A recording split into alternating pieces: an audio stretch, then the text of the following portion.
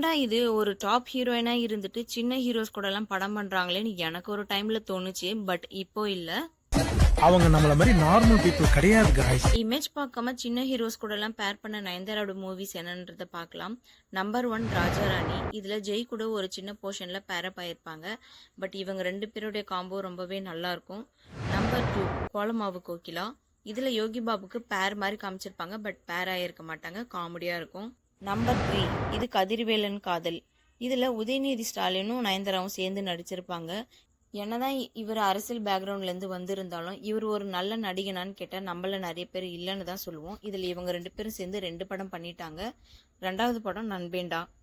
Number 4 Vellaikaran.